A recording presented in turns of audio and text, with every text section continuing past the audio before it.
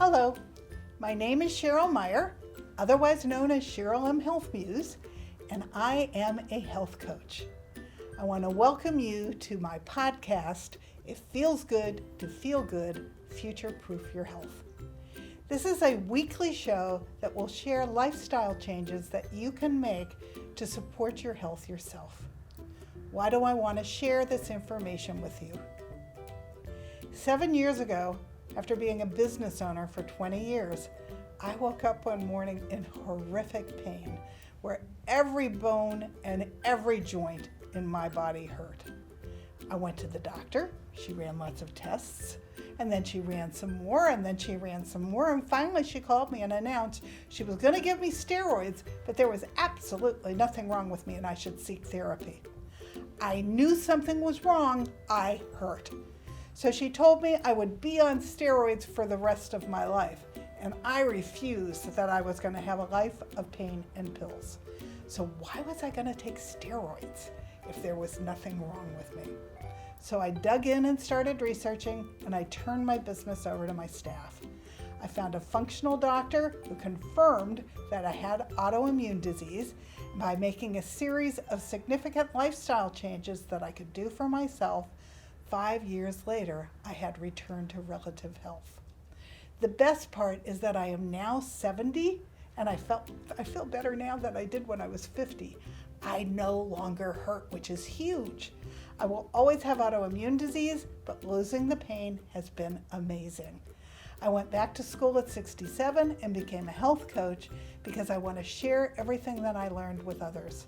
And I wrote a book called It Feels Good to Feel Good, Learn to Eliminate Toxins, Reduce Inflammation, and Feel Great Again, as the manual I wished that I had had when I got sick, and my book has won 13 awards. So whether you want to future-proof your health and grow old with dignity and grace without dementia and chronic pain and disease, which you don't need to get, or whether or not you already have a chronic condition like autoimmune disease or cancer or heart disease, and you want to learn about what things you can do to improve your long-term health, or whether you want to improve the health of your families and raise healthy children, because 53% of our children have a chronic condition, I look forward to sharing all this information with you. I will tell you, it truly does feel good to feel good, so let's get started. I look forward to having you join me here every week, and I want to give you hope that if you have chronic pain or chronic disease, you can make changes that will improve your health. And if you don't want to go there, you're going to be fine if you listen to the show and put these things into work. I want to give you information so that you can grow old and have a better tomorrow.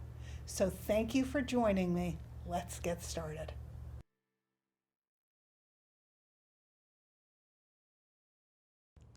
Welcome to my next show, which is all about the perils of sugar. Sugar is one of America's favorite things to eat, but it's really not good for you. So we're going to talk about why, because it's always easier for me to not eat something when I understand why it's so bad for me. So today, it's all about sugar. Sugar is not only the root cause of diabetes, and for any of you out there that have diabetes, you'll understand that sugar is something that makes your A1C go berserk.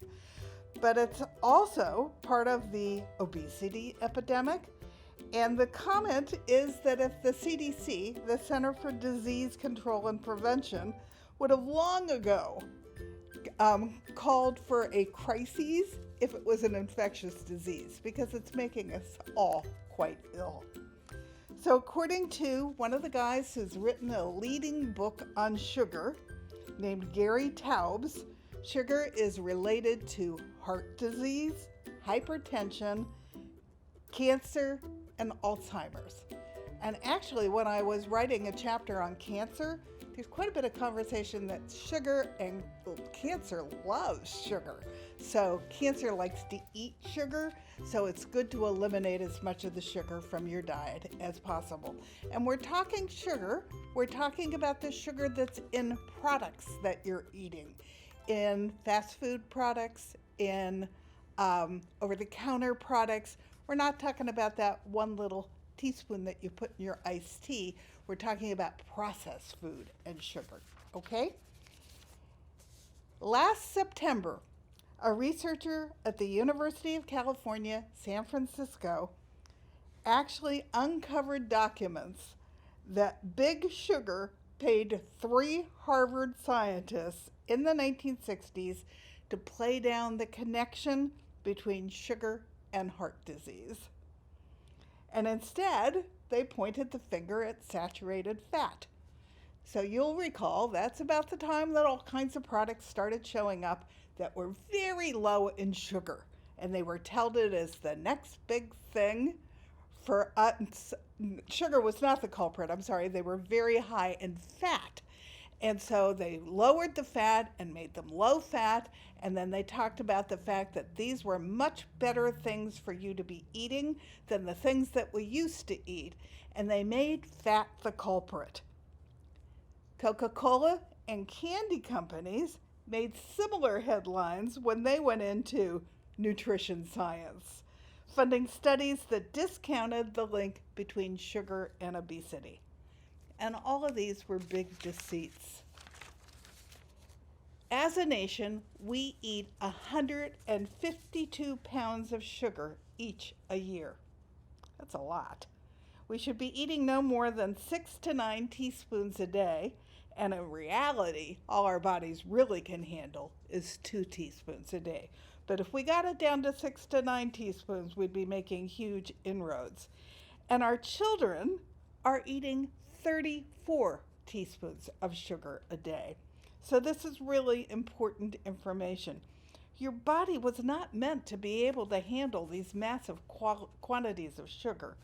And even the 6 to 9 teaspoon guideline is a lot. One of the huge culprits is soda. Soda actually has 39 grams of sugar in 12 ounces. That's pretty astonishing. But don't think that fruit juices that you're buying off the shelf are necessarily that much better. The fruit juices that I compared to a 12-ounce bottle of pop actually had as many as 46 grams of sugar in them. So you can imagine what that's doing. And sugar impacts every single organ and body system in your body. We're also eating 146 pounds of flour in a year, which converts directly to sugar. So we're not only getting it from the sugar that's being added to all of our processed food and our fast food, but we're also getting it from all of the flour that we're eating in a year, which is converting to sugar. Now, this was the shocker when I started to study sugar. Sugar is more addictive than cocaine. In a study where they had rats, they offered them cocaine, and the rats were eating it. And then they took the cocaine away and gave the rats sugar. And the rats were happy, and they were eating the sugar. And then they offered them both, and they chose the sugar over the cocaine. Sugar actually lights up the brain like a pinball machine, and it's more addictive than the cocaine is itself. So you might want to change the way you think about sugar, because eating high sugar foods is, on an MRI, it's like lighting up a Christmas tree. So you want to be very cautious how much sugar you're putting into your body, because in the long run, it's truly not good for you. It's actually 8 times more addictive than cocaine is. And what's interesting is, whereas cocaine or heroin only activate one spot in your brain, sugar lights everything up and makes you crave it more. So, sugar makes us sick. So what exactly does it cause? It causes heart disease, it causes cancer, and cancer loves to eat it.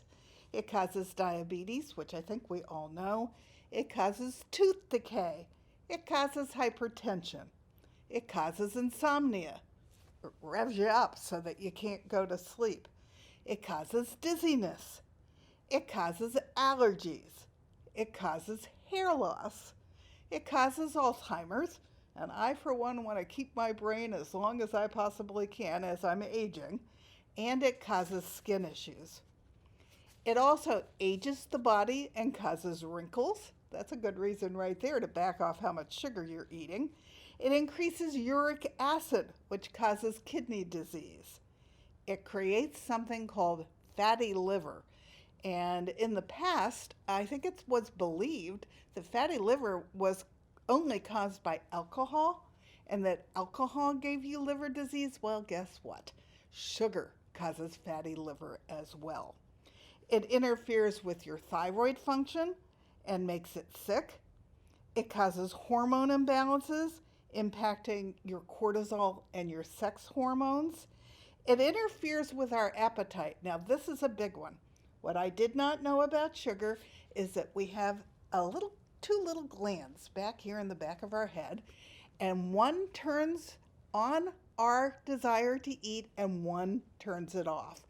And sugar makes those hormones not work properly in our diet.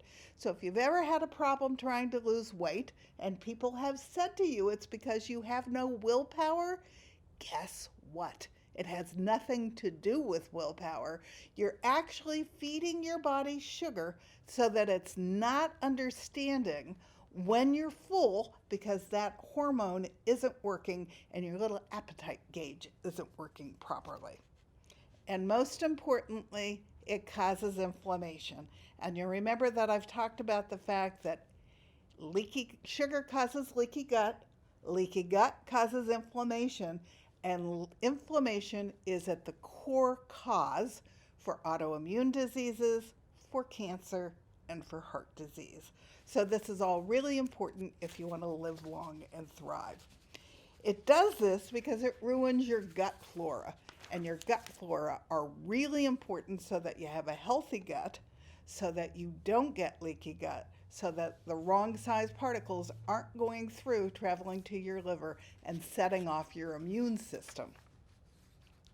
So sugar messes with your appetite hormones, which are called leptin and ghrelin, and it has no food value at all. So your body starts to crave nutrients and ask for more, and the addiction to sugar causes your body to never be satisfied with enough.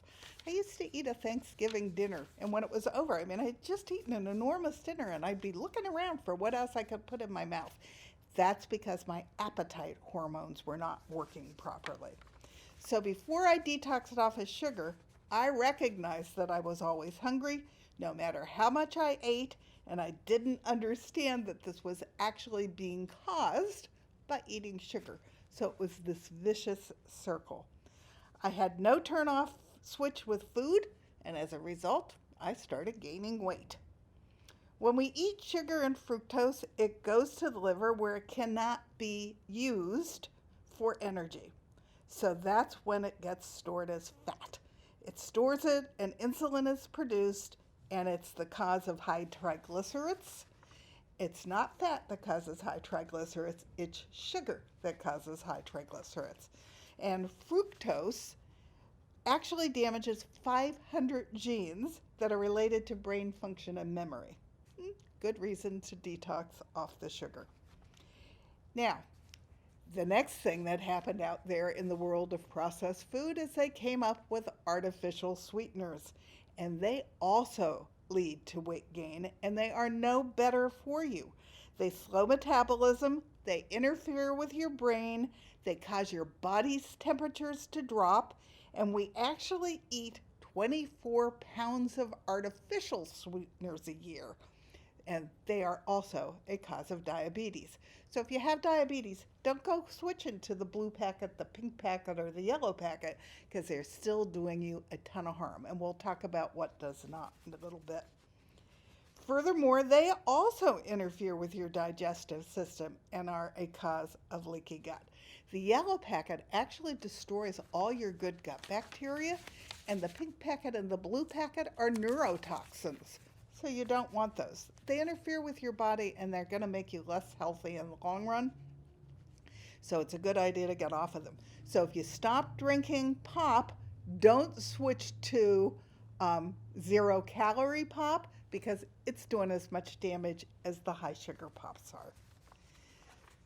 Glucose, which is created from complex carbohydrates and protein, actually is good for you in some amount, because when we eat glucose, it goes into the cells in the body and gets utilized for energy. Fructose does not. Sugar addiction includes cane sugar, sucrose, fructose, lactose, and maltose. And remember, sugar is sugar is sugar.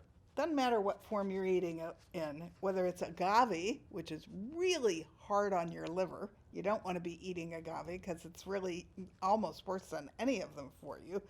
Or corn syrup, or cane sugar, or honey, or maple syrup. They're all sugar, and molasses is right up there with the rest of them. Be careful of sugar alcohols, sugars that end with itol, I-T-O-L, xylitol, sorbitol, and mannitol. The impact on the body for sugar is significantly reduced, but for me, they go straight through me. So it's not a pretty picture because they're really hard on my digestive system. So you'll have to pay attention to how your body feels when you're eating one of those. Sorbitol is actually baby laxative, so that'll explain why it's impacting your body the way that it does. And it's not a good look. So fake sugars are just as bad, and you want to limit those as well because they have diverse effects on the body, and the chemicals in the blue pack, the pink pack, and the yellow pack, they're poisons. And dextrose is another one that you want to stay away from because dextrose is made from corn, and corn is now being grown pretty much with something, it's a genetically modified crop, and it's being born with Bt toxin right in the plant. And if you remember if you watched my show about that, then you'll remember that Bt toxin is built up in the plant so that when the insect eats it, it blows up his little stomach and he dies. Unfortunately, it's also doing some really negative things. It's blowing up all your good gut bacteria, which is not a good thing, and it's blowing up our bees and our butterflies, which are our pollinators. No pollinators and no food. So these are not good things. So stay away from genetically modified foods, and half of them have Bt toxin in them. The other half are being made Roundup ready, and last year a major lawsuit and then 2 others was won against Monsanto/Bayer, who now owns them, because the other kind of genetically modified crop is made Roundup ready. Roundup is glyphosate. Glyphosate is now known to cause cancer, and there are 40,000 pending lawsuits against Monsanto and Bayer because of glyphosate. So you don't want that in your body either. Better choices for sweeteners. Better choices are stevia, and we're going to talk a little bit about stevia. Medjool dates. Sometimes when I cook, I just use the date. Yeah, it's sweet and it makes food taste great. And your body processes it a little bit more easily, and it's a little less sweet, so it's a lot better for you. Coconut milk is better for your body. Sweet potato is better for your body. Applesauce is better for your body, and cinnamon is better for your body. Now, let's talk about stevia. My husband went to see his heart doctor, and she frowned about the fact that he was using drops of stevia. And why is that? Because we'd always heard that stevia was good for us. Ends up, there are many kinds of stevia in alcohol, and some of them have dextrose and sugars in them mixed right along with the stevia. But beyond that, the extracting the stevia from the leaf and then putting it into alcohol, even if it's just pure stevia in the alcohol, there's something that happens that's not so great for your body. So what we did is we still use that on occasion, but we also bought just the plain green leaf stevia all ground up real fine from a brand called Mayan that I can get on Amazon. So whenever possible, I use that form of stevia because the stevia itself is not hard on my body, at least from what they know at this point in time, because God knows things are constantly changing. So this is pure stevia. It's in the leaf form. It does sweeten the things that we put it in, and it's a little bit easier on the body. Now, when I bake, which are not everyday treats, I do use some of the sugars I just discussed. I do use honey, I do use coconut sugar, and I do use maple syrup. I cut it down because now that I don't eat very much sugar, I don't want very much sugar. It's overly sweet to me. And if I have a choice, my first choice is going to be coconut sugar because it has a very low glycemic value. So, anybody with diabetes, coconut sugar, not in massive amounts. I'm not giving you the okay to go eat it out of the package, but if you're going to be baking, a little bit of coconut sugar is your better choice. And then there are some advantages for the body to be using maple syrup and honey because there are trace elements in it that are actually good for you. So don't eat a lot of sweet, but if you are going to eat a little bit of sweet, eat one of those. Eat coconut sugar, maple syrup, honey, the green leaf, stevia. Those are all better choices, or the medjool dates. This is all about agave, which I can tell you, it has a glycemic index of 13 and 20 grams of sugar with only 1 gram of fiber. So when it comes to agave nutrition, there's nothing in it that your body can use. It's basically high fructose corn syrup masquerading as a health food. There was a point where agave was everywhere and they were using it instead of sugar because we all figured out that sugar wasn't good for us. So agave became the hot button. It's not good for you either, so don't go in that direction. And you'll find it a lot in what's healthy restaurants. And so if I can, I have them use dates instead. Sometimes that's an option that I can use, or I get it without the sweet at all. And trust me, whatever that drink is or that smoothie is, it still tastes darn good without the added sweet. So we're good. Sugar or fats? Now, you probably know that there's been a lot of talk recently that fats are actually good for us and our brains need a certain amount of healthy fat in order to function properly. So when they took us off of all the fats and they told us that sugar was better for us, they did harm to our bodies in both directions. Now you want to make sure that you use good fats, and good fats are things like ghee. Ghee is a good fat, and it's really good for people with autoimmune disease because of the kind of fat that's in it. And what ghee is butter that has had the casein taken out of it, and our bodies love it. So when I cook a lot, I cook with ghee, and it's certainly what I use instead of butter. And I'm dairy sensitive, so I can't have the butter, but I can have the ghee because the casein's taken out of it. So that's a good choice. Avocado oils are a good choice.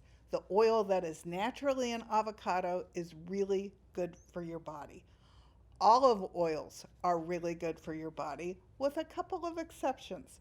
You don't want to be cooking with olive oil over high heat because it has a very low smoke point. And the second thing is that the mafia got involved with the olive oil industry. So buy California olive oil. That way you know it's really olive oil in that bottle because California controls it. If you're going to buy Spanish or Italian or Greek olive oil, look for olive oil that has a certification on the label because they're now tracing that olive from the tree right into the bottle because they lost too much business when the mafia got involved. And I used to buy olive oil and go, why is this one so expensive and this one is so cheap? Because they were cutting it with all the bad vegetable oils. What are bad vegetable oils? Canola, which is made from rapeseed, which is not good for you. Soy oil, 95% of soy is genetically modified, so it's got that Bt toxin stuff in it and lots of glyphosate. All of the corn oils, all of those oils that are vegetable oils, they're not good for you. So stick with the ones that I just mentioned. And we found another one when we lived part-time in Sedona. They use brown rice oil, which has a really nice taste, and it's really quite good for you. So the organic restaurants and farm-to-table restaurants there use brown rice oils, which is delightful. Fats tend to have more nutritional value than sugar as well. And it's much easier to overeat sugar. You don't ever see somebody going, give me more fat. I need more fat in this item that I've cooked because our bodies don't work that way. So fat is good for us and we're less likely to overeat it. Now, I am not talking about the sugar that comes naturally in fruit and vegetables and dairy. If you can eat dairy, then it's not a big concern. I'm talking about the sugar that's added to pop and to processed food and fast food. So we would all be eating healthier if we were eating less sugar. So the key now is, now that you know that it's bad for you, you really ought to detox off of it. And it's not so easy to do because you've been addicted to it for a while. When I started my sugar detox, I got sick like I had the flu. I stayed in bed for 3 days. It made me feel that yucky. So now I understand one of the reasons why cooking is non-negotiable, because I really want to control what goes into my mouth, and the easiest way to control what goes into my mouth is by cooking my own food, and that way I also am controlling how much sugar I'm putting in my body, because I don't put that much sugar in my food when I am cooking. And again, I told you, when I bake, when I make treats like chocolate chip cookies, I buy high percentage of chocolate. I buy it 69% chocolate morsels, and I don't put a lot of sugar into the flour when I'm baking the cookie, so that again, I am controlling how much sugar I'm putting into my body. And I am diabetic, so it's important that I do this. But even if you're not diabetic, you don't want to get diabetic, so you want to control how much sugar that you're eating. And cooking is how I get all the beautiful nutrients into my body that I need to live.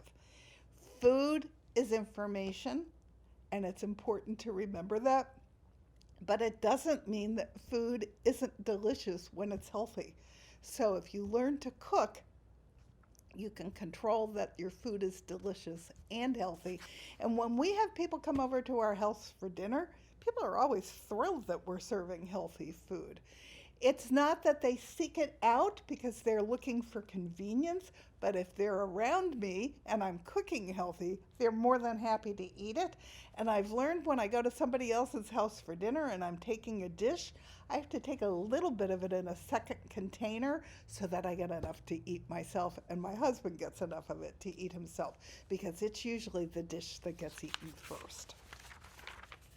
Now, if you detox off of sugar, you're probably going to get sick, and in the long run, it's going to be worth it that you did it. One of the first things you'll notice when you get off of the sugar is that you're not hungry all the time anymore. That is all gone. You don't go in the kitchen looking for something to throw into your mouth all the time, because you've broken your connection to the sugar, and you can eat real food and be more than satisfied with it. The second thing that I noticed right away is that not only did I not want to eat it all the time, but when I go to a grocery store, I can smell it everywhere, and it's really not a pretty smell. And when I get into the aisle that has all the products with the sugar, the smell is overwhelming. So it's worth it to detox off of the sugar. You'll be a lot healthier and a lot better. Now, how long does it take to break the addiction? That varies by person. I got sick immediately. I think it was because I was eating so much sugar. I'm embarrassed to share with you. So for me, it took me about 10 days and I came out the other end. For somebody else, it could take as long as 4 or 5, or maybe even 6 weeks. But somewhere in there, you'll reach a point where it's broken. And if you don't start eating a lot of sugar again, your addiction to sugar is gone. And it's worth it. So think about doing this. The advantages of coming out the other end of a sugar addiction. My appetite was diminished. My blood sugar, remember I shared with you that I'm diabetic, was far more stable. I have type 2 diabetes. I'm happier. I have less mood swings. I have food freedom. There's emotional wellness. My mood swings are gone. I no longer crave the sugar. So it's really easy for me to pass on desserts when I'm out with friends because I could care less now. That would never have been true before I detoxed off the sugar. I have more energy now. My skin is dramatically improved. And then, as I shared with you, my sense of smell became acute. I can smell that sugar a mile away. And I have broken the addiction, so it's worth it. Even if it takes you 6 weeks, trust me, it's worth it when you come out of the other end of a sugar addiction. So how do you do a sugar detox? Let's talk about this. And when you're watching this show, if you want to do a sugar detox with me, write in the comments because then I can set that up and we can do a sugar detox together. I actually have run 2 groups doing sugar detoxes. The first thing, these are 20 steps to a sugar-free life, okay? Start by reading all your food labels. There are hidden sugars in the food, and then if there are, and it's a lot, throw them away. You'll be eliminated most of your box foods, most of your canned foods, most of your processed foods. And for the period of the detox, grains are out because grains become sugar. Grocery shop so that you have great choices on hand while you're doing the detox. Try to not eat out because it's hard to know what they're putting in the food. It's much easier to control what goes into your mouth, as I said before, if you cook. Eat vegetables. Vegetables are so good for you. And for the time of the detox, you're going to avoid sweet potatoes, squash, and beets because they all have a higher amount of sugar in them. Beets are sugar beets. They actually make sugar out of beets. Sweet potatoes and potatoes turn to sugar. Squashes are higher in sugar. And then if you eliminate them, once you do the detox, then you can add some of these foods back in on a not everyday basis, and you'll be happier to eat them, and it won't bring you back to the addiction. Eat fats while you're detoxing off of sugar. Your vitamins A, E, K, and B are all fat-soluble vitamins, and so you're going to need fat in your body to utilize those vitamins that are in your food. Eat nuts and seeds. There are good fats in nuts and seeds, so it's important that you eat them. So that sort of becomes a lovely snack for you to have instead of things with the sugar. You're going to be using olive oil, coconut oil, and avocado, and you're going to be eating wild-caught fishes like salmon because the omega-3 oils in salmon are super healthy for your body. You're going to be eating more protein than you will when the detox is done. I try to eat 3/4 of my plate as vegetables, and then just 1/4 of my plate is my protein. I do eat meat, but in all honesty, if you were to hire me as your coach, I don't care if you eat meat or not. If you want to be vegetarian, you want to be vegan, you want to be paleo, which is how John and I eat, or what I'm working towards is being pagan, which is a new term coined by Dr. Mark Hyman, which means I eat small amounts of meat with my meals about the size of the palm of my hand. I eat pagan so that I am not eating huge amounts of meat, and most of what I am eating is lovely, beautiful vegetables. For snacks, and you are going to want some snacks, try guacamole with celery sticks. You're getting your good fat, and you're getting a great fibrous vegetable that's good for your body. The celery will satisfy your desire to chomp, and it doesn't turn to sugar. The guacamole is always a lovely treat, and you're getting all those good fats. So make your own. If you're buying guacamole, you're getting hidden sugars. And if you're buying salsa, you're getting hidden sugars. The only juices that I drank when I did my detox were pomegranate and cranberry.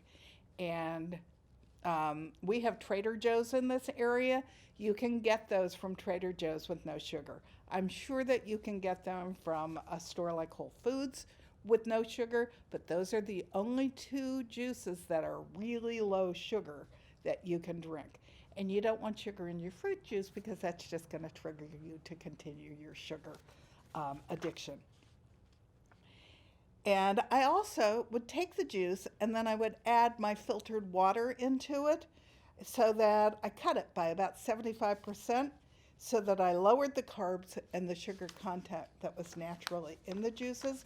And it's really lovely to drink cranberry juice that's mostly filtered water with just a little flavor. So that's a great way to drink your liquids.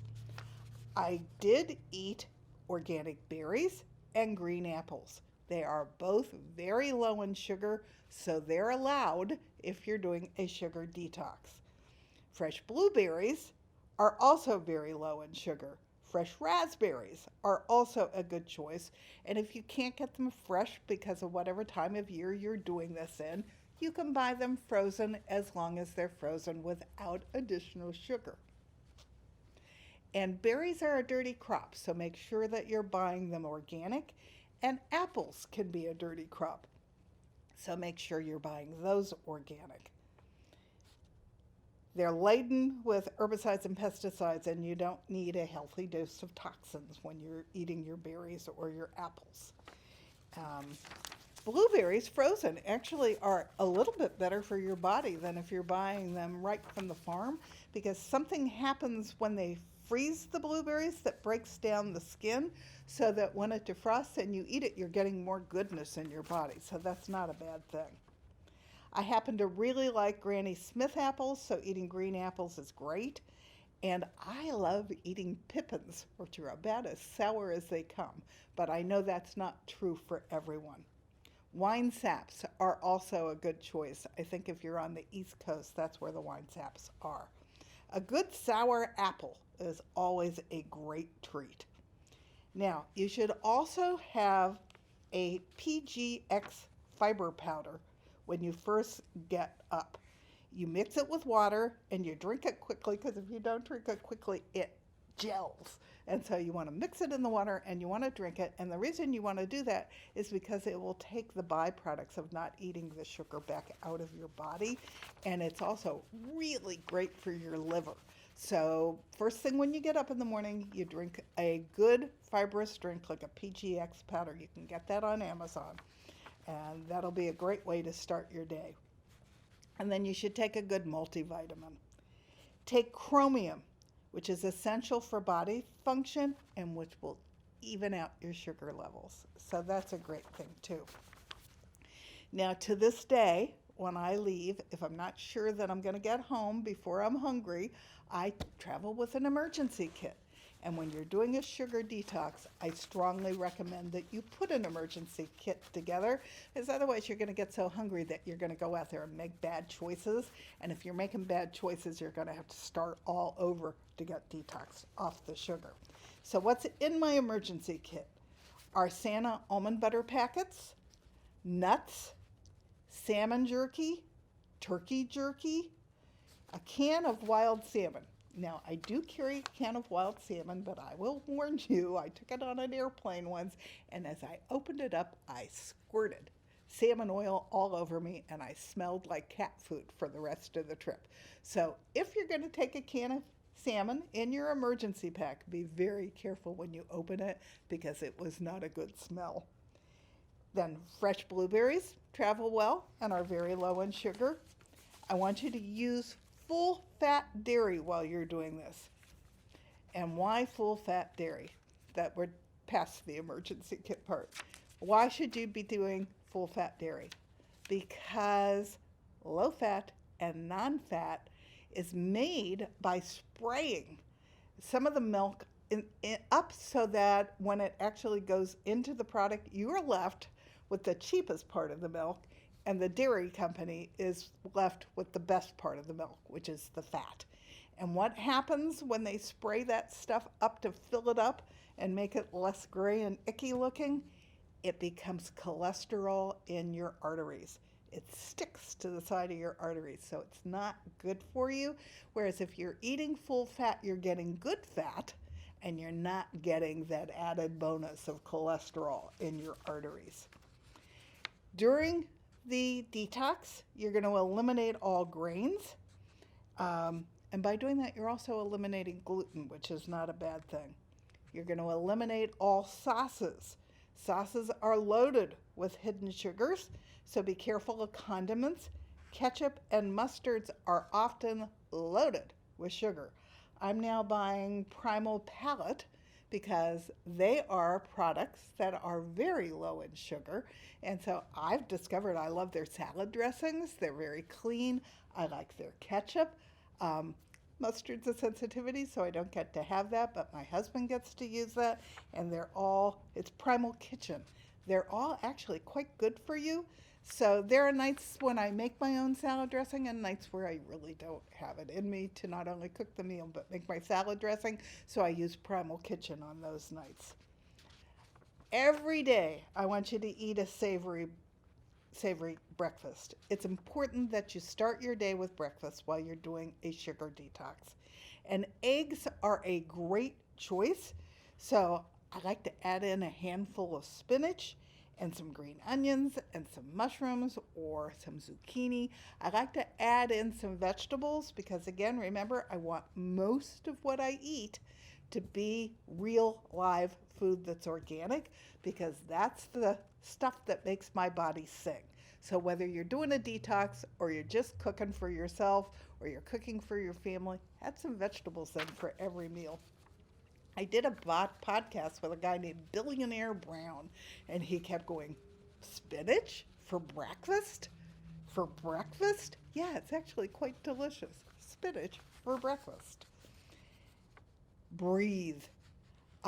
We talked in the very first episode that we did about the Dr.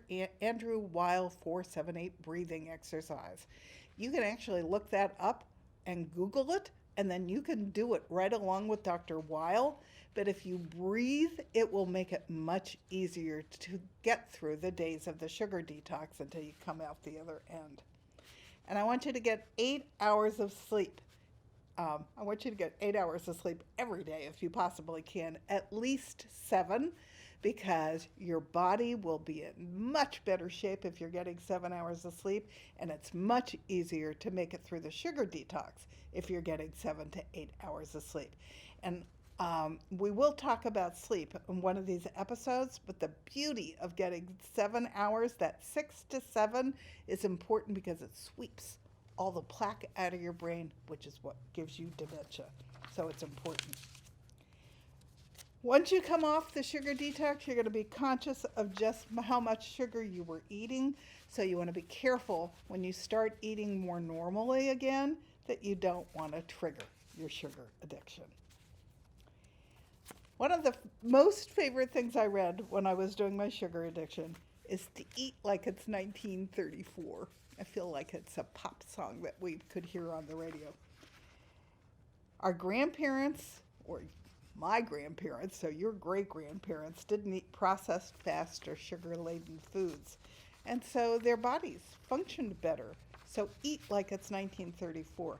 They didn't have all these processed foods. And I actually remember in my lifetime when they started with fast food. So we weren't eating that stuff. We were cooking all our meals.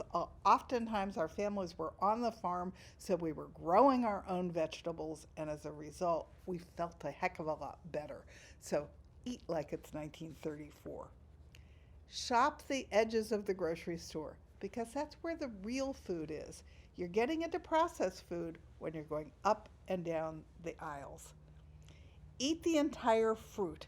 You need the fiber, and with the fiber, it's more filling. So if you're juicing, as one of my doctors said to me when I discovered I had diabetes, I was drinking rocket fuel. I needed the fiber to fill me up and slow down the effect of the sugar in the fruit on my body. And I missed saying this when we were talking about learning to read the label. For grams of sugar is 1 teaspoon. So you can quickly take a look at a label and figure out just how many teaspoons of sugar there are in that product so that you know if you really want to have 23 teaspoons of sugar in something you're drinking, because you don't. Two other phrases that I found that I love are jerf, just eat real food, jerf, and kiss, keep it simple, stupid. If you eat simple, you will probably be eating less sugar. Okay, the best bread for you to eat when you come off the sugar detox, because you're not going to be eating this while you're on the sugar detox, is sourdough. And the reason it's the best bread for you to eat is because it's fermented, so it's good for your blood sugar. It has minimal gluten and sugar in it because the fermenting process utilizes all the sugar. A couple of sugar swaps that have been suggested by J.J. Virgin, who is actually a guru on lowering your sugar intake. Instead of raisins, eat blueberries. Instead of white rice, eat wild rice, which actually isn't a rice at all. Instead of coconut water, drink filtered water with either berries or cucumber and lemon. I actually bought large half-gallon glass bottles on Amazon, and I sometimes, when I'm going to want something a little different to drink, I'll fill it up with filtered water. We have a whole filter system on our water system, and then I put berries or cucumber in it and put it in the refrigerator, and as I drink water all day long, I take it out of those bottles because I don't ever think I'm ever going to drink a soda again ever in my life. And so this gives me something with wonderful flavor that's good for my body that makes my day better. And so I'm happy drinking it. Drink a lot of regular filtered water during the detox and add lemon. I just had a kidney stone, and my urologist commented to me that one of the reasons he loved it, that I was putting lemon in my water, is because it kept my electrolytes balanced. Now, that was a new one that I had not heard before, but I drink as much of my water as possible with half a lemon in it, and I am very fortunate that I have 3 big lemon trees in my backyard that are Meyer lemons, so they are super juicy. But no matter where you get your lemons, just put some lemon in your water because it makes it easier for you to process. When it gets into your gut, it becomes alkaline, which is good. So lemon in your water is good, and you ought to be drinking half your body weight in ounces of water a day. So by drinking all this water, it's easier to eat less sugar. One of the desserts that we serve when we have company, excuse me, are organic berries with coconut whipped cream. It's very yummy and it's very low in sugar. And it's high in good fats. Coconut is really good for you, so it's a win-win-win. So get off the sugar. Trust me, it's worth it, and your body will thank you for it. Now, let's talk about soda. We have a few minutes left before this show is over. Whether or not it's the one loaded with the sugar or sweetened with artificial sweeteners, it's addictive and toxic to your body. I have a friend who told me he would rather chew his right arm off than give up his Diet Coke. So if you are one of those people who is not about to give up your pop, I'm going to strongly recommend you reconsider it because it's that lousy for you. Drinking soda actually causes metabolic syndrome, which is known by many names, but 3 of the 5 medical conditions connected to metabolic syndrome are obesity, high blood pressure, high blood sugar, and it's also connected to high serum triglycerides and low serum high density lipoproteins, which are the HDLs on your cholesterol tests. There is no food value in sodas at all. And remember I told you food is information? I really want you to start putting things into your body that your body can utilize to make you to make you healthy. The good news is your body really wants you to be healthy. So if you give it the right ingredients, jumps for joy and it's happy, and you'll feel the difference because it's utilizing the nutrients that you're giving it. Soda is actually loaded with chemicals and causes the body incredible harm. There is no doubt that sugar tastes good. It's been shown to be addictive, and it doesn't matter if it's soda with sugar or diet soda. It's really lousy for you, and you sure as heck don't want your kids drinking it. And if you have inflammation, which any of you out there with heart disease or autoimmune disease or cancer have, it's not worth what it does to your body when you drink it. Just stop drinking soda. Now, what is soda good for instead? Here's a couple staggering statistics before we go there. If you drink just 2 sodas a day, you increase your possibility of having a heart attack by 40%. You also increase your chance of dying from heart attacks by 50%. 1 in 5 people drink a soda every day, and that's 17% of the entire population, or more than 5 million people. We haven't even added in the statistics of drinking soda with sugar. That's just 1 in 5 people drinking a diet soda. So they all have terrible effects on the body, and they stop you from drinking water, which your body desperately wants and needs. So I think we've been through all of these things. Regular Coke has 10 teaspoons of sugar in a 20-ounce can. How many people drink more than 1 can a day? And artificial sweeteners, as we've discussed, are also really bad for you. There's one other disadvantage of drinking sodas, and that is that the cans are lined with BPA. And BPA contains substances that are hormone disruptors. They're what's making our little girls mature much faster, and they're actually starting to make our little boys sterile. So it's important that you not let your kids be drinking this stuff. It also is a leading cause of osteoporosis because it's leaching calcium from your bones. Now, this is the list of things that soda's actually good for. It can clean blood stains off your clothes. You can soak pennies in Coke and polish them. You can use it to descale a kettle. You can use it to clean the toilet. Just pour it in the toilet bowl, leave it a while, and flush it, and it's clean. You can eliminate grease stains from your clothes and fabrics. If you pour it on the floor and then hose it off, it cleans the oil stains in the garage. And due to a high concentration of acids, it can kill slugs and snails and helps you eliminate rust stains from your pool.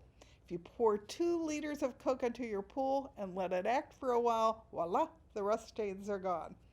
In Vietnam, my husband told me that soldiers actually cleaned rust from their rifles using Coke, and it also removed the bluing.